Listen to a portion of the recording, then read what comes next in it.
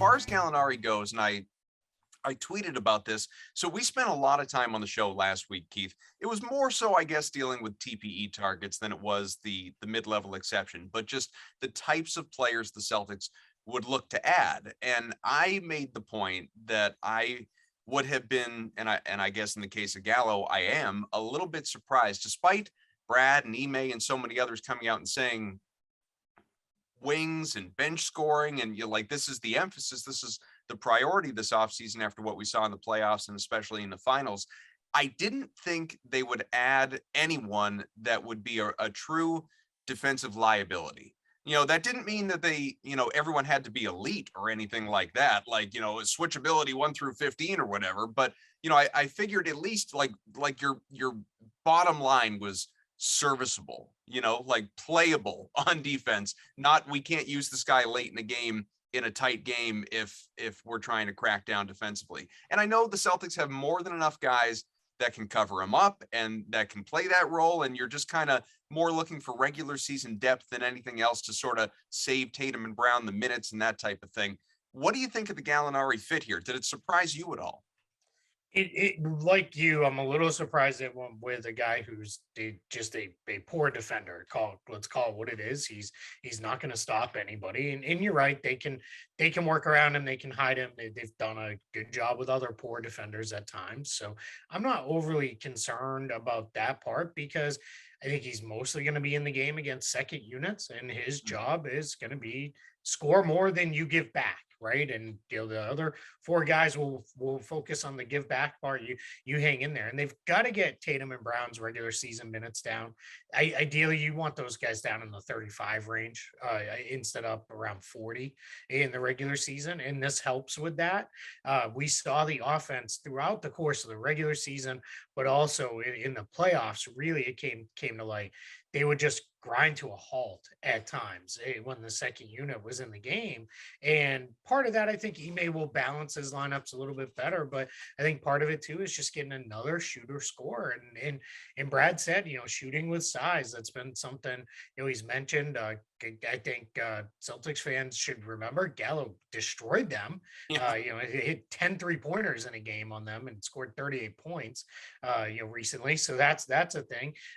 He's not quite the off the dribble guy he once was. He's still pretty good there, but he was once really good off the bounce, and he was really good at drawing fouls. He's a little bit more standstill now than he was, but it's the guy's going to shoot in the high 30s, maybe even 40% from 3. Still rebounds okay at his position. He doesn't pile up assists, but he gets how to pass. He's a willing ball mover. So I think this is a pretty good fit. It's funny because I see people being like, yeah, but he can't do this, he can't do that. And I think the reality is when you're talking about a taxpayer mid-level exception signing, and I know we're going to get into minimum signings later, if you can do everything, you're not available for that kind of money. Yeah. Right. So that's another thing that I think gets a little overlooked with this. But yeah, it's one of those ones where I'm not jumping up and down and getting ready to plan a parade, but I don't think this hurts the Celtics at all. And you know what? If it doesn't work out, much like Dennis Schroeder, you move on from a midseason by the trade deadline.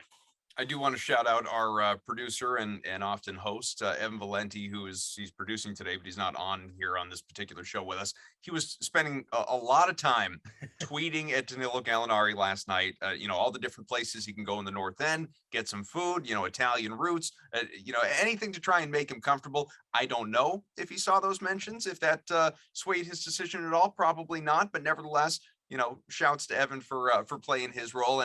And I have to imagine that Brad Stevens got a congratulatory text from Danny Ainge, because this was a years-long project to put Danilo Gallinari in a Celtics uniform, and Brad was finally the man that pulled it off. Yeah, absolutely. It's funny. I tweeted earlier today that back when I spent more time than I should ever admit to on the Real GM forums, I was, just really I probably did 1,000 fake trades to get Gallo to the Celtics, and that might even be low. So it's, now, yeah, that was 6 7 years ago. It was a different Gallo then, Sure. but I really, this is somebody, yeah, we know they've had their eye on him a couple times in free agency and trades. It looked like they might maybe move on him, and it just never really worked out. So yeah, I wouldn't be surprised at all, like you said, if Brad got a text from Danny saying, hey, you finally pulled it off. It's it is something to celebrate for sure.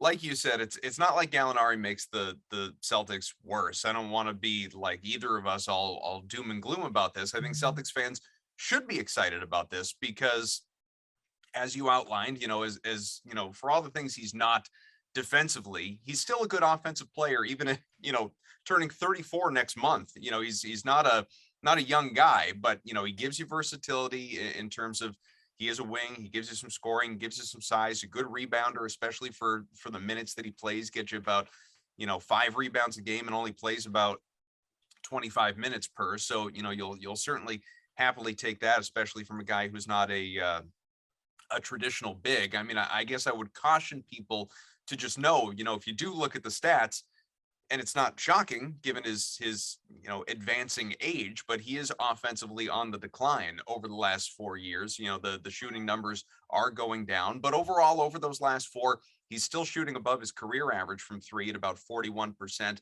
on almost 6 attempts per game. So he is a guy who, again, can get you a bucket off the bench, which the Celtics, really at times last year, Keith, and again, you could look at the playoffs, but even in the regular season, sorely missed having a guy like that. We've spent years, basically since Eddie House, saying, how do you get just a microwave? How do you get a bucket Yeah. getter off the bench for this team to be part of this rotation? So, what type of role, if healthy, if we're painting this picture, the roster with everybody coming back that we expect, barring some monumental trade or something like that, what kind of role do you expect him to play when the rotation seems to be now growing from 8 to maybe 9 guys or so? Yeah, that part is the key part there. I think growing the rotation to probably somewhere in the range of 9 10 players per night versus doing anything that's in the 8 9 range. Now, this is funny because I've seen some criticism of Ime over the last really since it looked like some guys ran out of gas in the finals. That hey, wasn't he playing more guys? Mhm. Well, because they were under 500 in the middle of January. So at that point, they said, all right, we've got our guys. And then when they went and got Derek White, it was, these are 8 guys. We're going to run with these guys and, we're going to dig ourselves out of this hole. I think this is the type of signing that says, all right, we can knock 2 3 minutes off both Tatum and Brown. We can knock Horford's playing time. I don't want Al Horford to play more than 25 minutes in a game in the regular season ever. I don't care if that means losing a game or two, right? It's just, he should not, log more than 25 minutes in a game. I think there's also although he doesn't play anywhere near the same position or role, there's a Robert Williams impact here as well, because then you Mhm. slide Horford or even Grant over. I think you've now got the interesting thing with Gallo, what I was hammering with either the TP or the MLE, you had to get a player who could play the 3 and the 4. And that's what you did. Here, you went and got Gallinari. You can play both positions. The Celtics are basically going to probably say on defense, like, all right, you go cover the weakest guy, and we'll switch around you. We'll figure it out. We'll get into it in a playoff series. Sure, that'll become more targeting. That'll become a little bit bigger of a challenge. But in the playoffs, he's probably a 10 to 15 minute minute per game player. But in the regular season, he's going to give you somewhere probably in the 20 to 25 minutes per game, and that's exactly what this team needs. So I think more people than not, just sort of scanning Twitter, are happy with this addition. Some people think, he's, well past his prime, which obviously he is. Sure. And, the what he is defensively is sort of standing out most. And it's, did you need to do it? Does he even make you any better at all? What I will say to that, and I'm sure you agree with this, is, I don't know, obviously, like the list of potential MLE guys, if let's pretend the Gallinari signing hadn't happened yet. The list of MLE guys is running thin. Like a lot of these guys are getting snatched up. I know as we chat, like TJ Warren's still out there, who's a guy I really would have liked to have seen here. Yep. couple other guys are still out there, like a Dante DiVincenzo, I think is still out there. There are some guys like that. It's not a long list, but if we live in this sort of alternative universe where it's like, well, you can spend the almost $6.5 million and get a Danilo Gallinari, or you could just like not spend it and not get anybody, or you could break it up into two, slightly making more than the vet minimum guys who aren't as impactful as a Gallinari. Like you'll take this every day of the week. Like it's still, a net positive to me, at least on the offensive. Completely agree. It is funny because like I'm saying the same thing. I haven't seen. I was prepared when it broke like officially that it was happening. I was a little bit prepared to hear, all right, here's everybody, doom and gloom and angry. And I didn't get as much of that. And I think the ones who were, I think the challenge for this is it becomes a who else situation. And I'm Mhm. with you. I like the idea of TJ Warren too.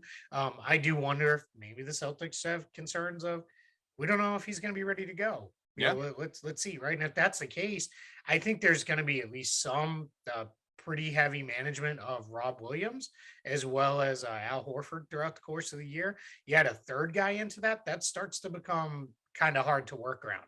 One thing that we can say for Gallo, after getting through some injury issues, he's stayed relatively healthy. Most of the games he's missed the last little bit is the last few years at least, they've been more of the rest style. Or as everybody kind of missed, everyone missed some games due to COVID and the like. Sure. So I think this guy is they're going to be able to pencil him in. No, all right, here's our minutes per game out of him, and off we go.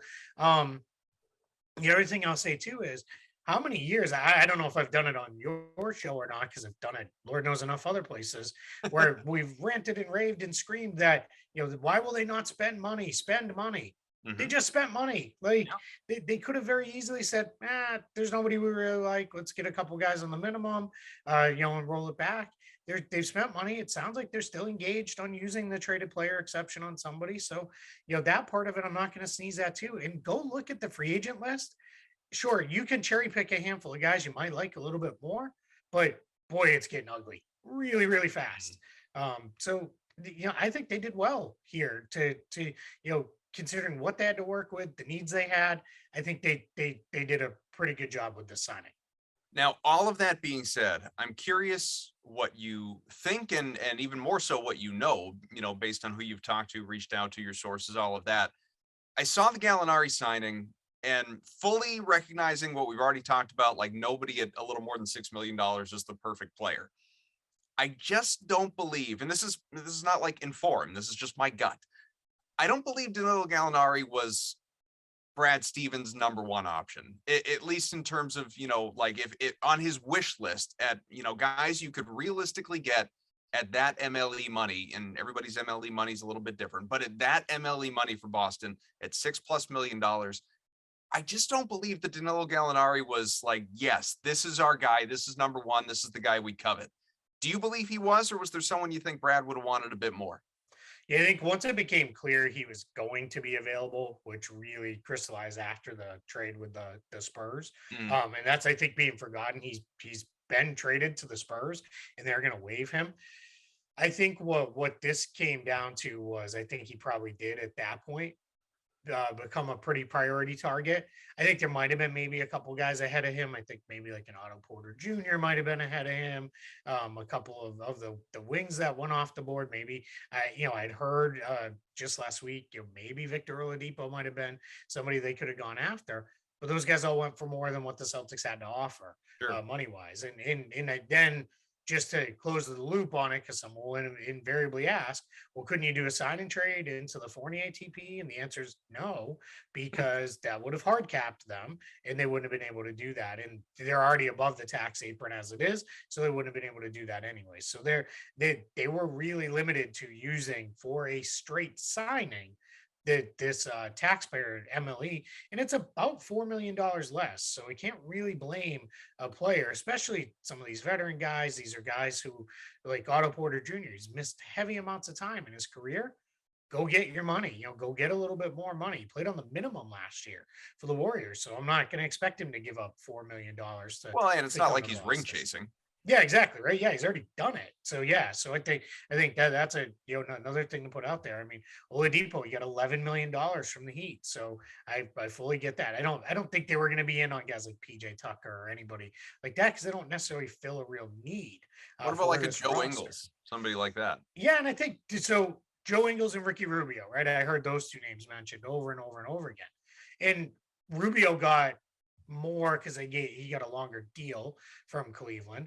Ingles got basically 1 year at the taxpayer. But I think for Boston, it's those two guys aren't going to be available till sometime probably around late January, maybe February, because they're Mm, both coming off torn ACLs. So I think then you're basically saying, all right, hey, you guys liked our MLE signing? Here's Aaron Neesmith playing a bunch of minutes in the regular season hmm, because those guys can't play right now. And mhm, that's, and I'm not against the Aaron Neesmith playing thing because if he's still on the roster, I'd like to see him get a reasonable shot. That's a whole other topic. sure. But I think I don't think they wanted to bring in a player where it was, hey, we signed this guy, we'll see you in 6 3 months. months. Yeah. Yeah, exactly. Yeah, 3 months into the season, 6 months, from the signing. Like I think it was, hey, here's a guy, he's going to be there day one, and off we're going to go.